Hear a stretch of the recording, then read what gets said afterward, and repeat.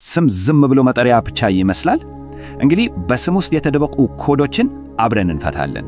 እስቲ አስቡት፣ ስም ከስያሜ የዘለለ ትርጉም ቢኖረውስ? ማንነትንና ችሎታን ቢገልጽስ? ኒውሜሮሎጂ የሚባል የጥንት ጥበብ አለ።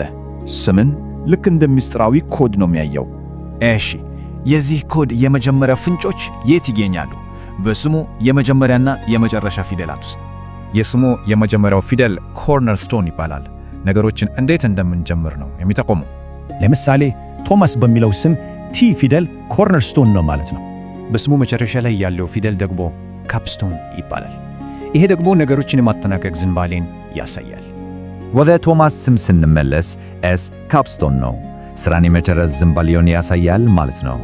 በአጭሩ ኮርነርስቶን የአጀማመርን ሁኔታ ሲገልጽ፣ ካፕስቶን ደግሞ የአጨራረስን ብቃት ያሳያል። እሺ፣ መጀመሪያውና የመጨረሻው ይህን ካሳየ በመሃል ያሉት ፊደላትስ? ኮዱ ከዚህም በላይ ጠለቅ ያለ ነው።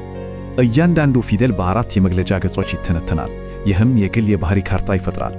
እነዚህም አቃላዊ፣ አእምሯዊ፣ ስሜታዊና ውስጠ ህሊናዊ ገጾች በመባል ይታወቃሉ።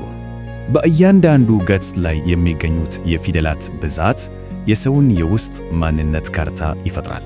የሚገርመው ይሄ ኮድ የአሁኑም ብቻ አይደለም የሚገልጸው፣ ወደፊት ስለሚሆነውም ሊያመለክት ይችላል። ለምሳሌ የብስለት ቁጥር የሚባል ነገር አለ። ይህ በሰላሳዎቹ አጋማሽ ላይ የሚገለጽ ምኞቱን ያሳያል። ለምሳሌ የብስለት ቁጥር 5 ከሆነ ለነጻነት፣ ለለውጥና ለጀብዱ ያለውን ፍላጎት ያሳያል።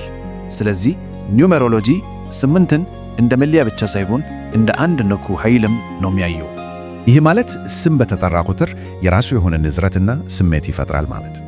እንግዲያው ዋናው ጥያቄ ይሄ ነው። አንድ ስም ስለያዘው ሰው ምን ሚስጥር ይናገራል?